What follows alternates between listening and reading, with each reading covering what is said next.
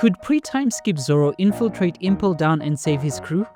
In this video, we're going to be looking at one of the craziest what-if scenarios in One Piece history.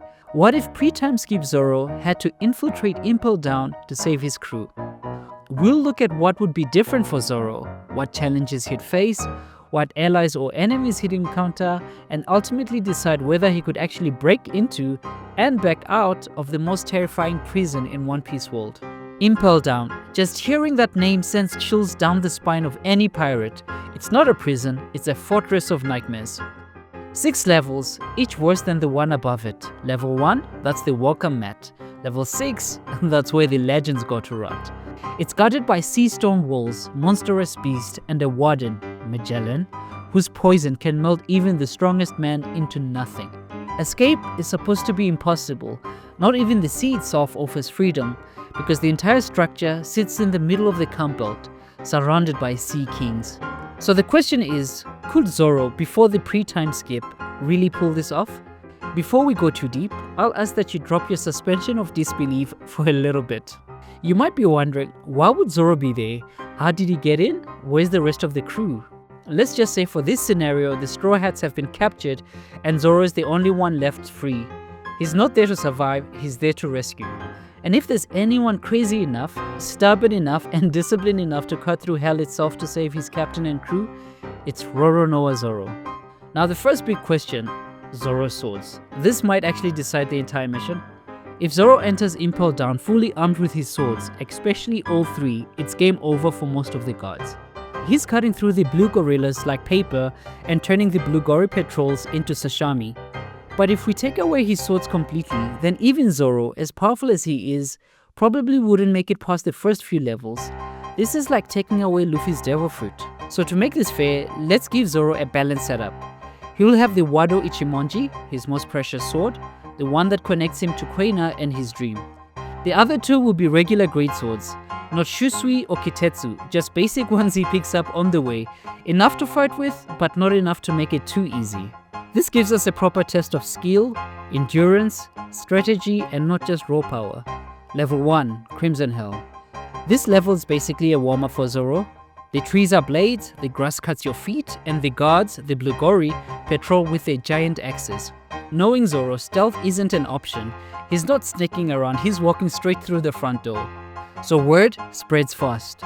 A swordsman has broken into Impel Down. The twist here is that Zoro used to be somewhat of a pirate hunter, so some of these prisoners might recognize him or even hate him. Maybe some were captured by him before he joined Luffy. That means Zoro not only has to fight the guards, but also prisoners who might want revenge. This is where things get interesting and where Buggy the clown enters the picture.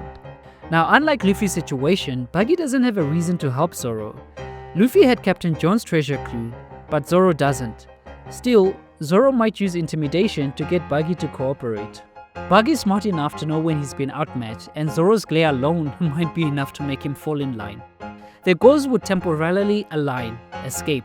Buggy could serve as the chaotic diplomat, rallying prisoners to follow instead of fight Zoro, while Zoro handles the heavy lifting, literally cutting anything down in their way. Together, they'd carve a bloody path to level 2, Wild Beast Hell. Here's where things get a bit trickier.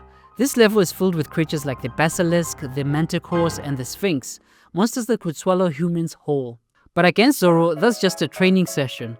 With his swords, this beast wouldn't last long. The more interesting part here isn't the fighting, it's the alliances. Zoro might run into Mr. 3, Galdino here, just like Luffy did. At first, Mr. 3 would probably want nothing to do with him.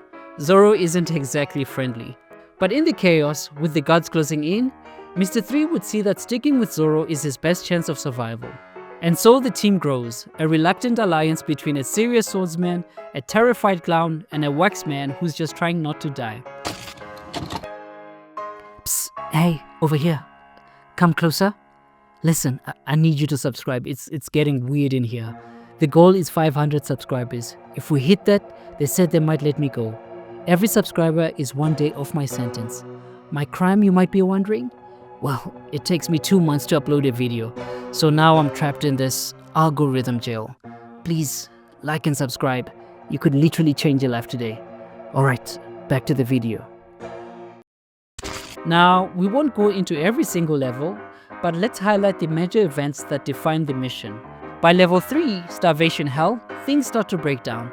This level is unbearably hot and dry, a desert of suffering. Food and water are scarce, and the prisoners are cooked alive by the heat. Zoro's greatest strength here wouldn't be his swords, it would be his discipline.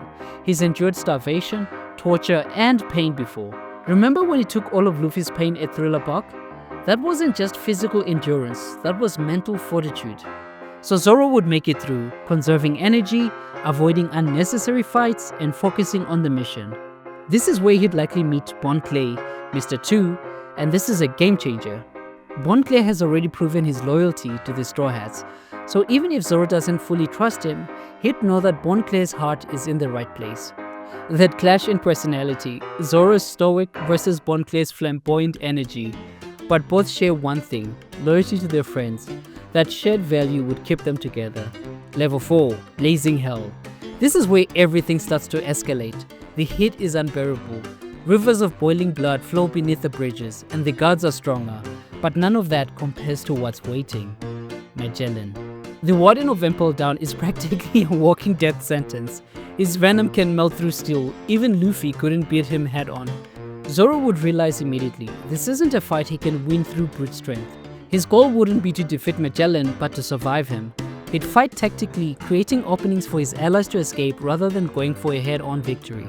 Zoro's focus would shift from fight to protect. He's not fighting for glory, he's fighting for his crew. And in that chaos, with Magellan's poison raining down and the floor collapsing around them, Zoro's leadership would finally shine.